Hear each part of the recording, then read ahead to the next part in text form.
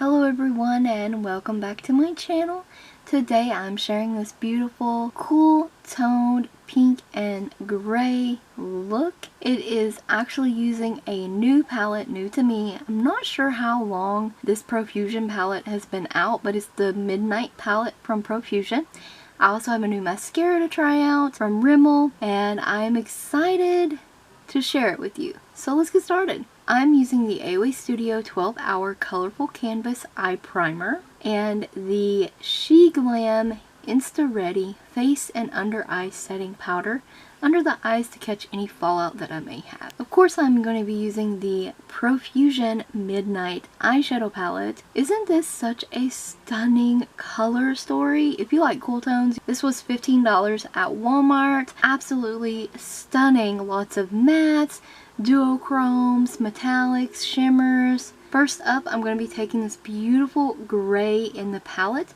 I'm going to be picking this up on a fluffy brush, and I'm going to pick it up on the side of the brush, and you see me patting and pressing that into the outer corner, into the crease, using the orbital bone as a guide, only bringing it up a little bit above that orbital bone.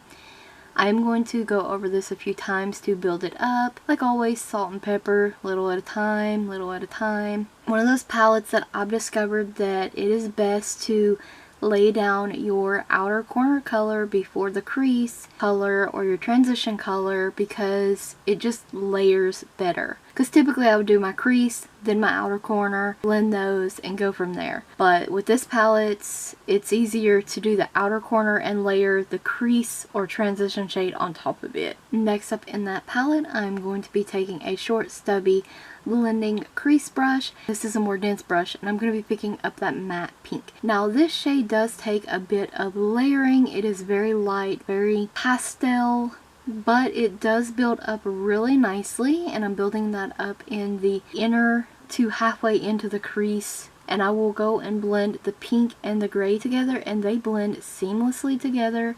No issues. But if I was to apply the crease first and then try to do the outer corner, it just didn't work that way because I did try it like that first.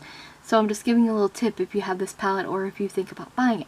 I'm taking that shimmery light pink shade or icy pink shade on my lid. I'm going to use my finger to apply that. It's absolutely stunningly gorgeous. Could have used a brush, could have foiled it. There's lots of ways to put this on your eyelid. Today I chose to use my finger, and I absolutely love pink and gray makeup looks. And here I'm going to be adding a little bit more to the crease, the outer corner, and the lid, and doing a bit of blending. That's why I kind of have it sped up, but that's all I'm doing, is just repeating those steps. And I'm going to be taking the matte white in the palette.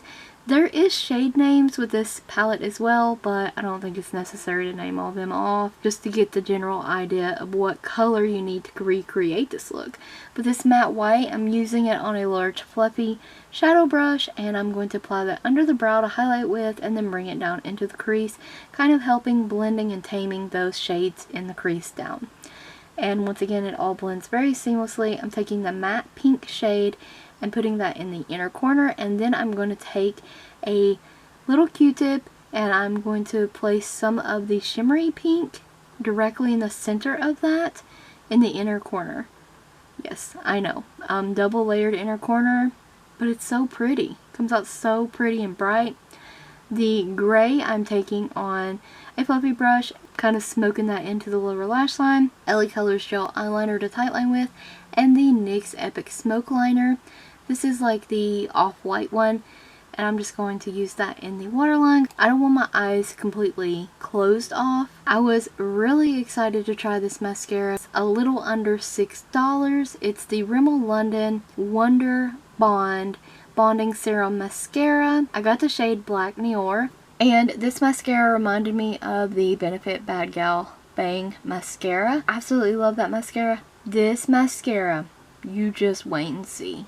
I am so impressed with this mascara.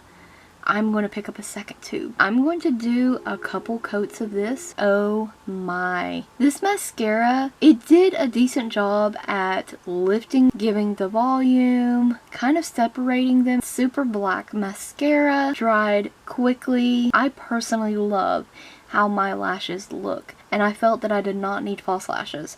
So this is a win-win mascara for me. How it wore throughout the day was really nice. By the end of the day, I think I'd wore it maybe like 10 hours and there was no flaking.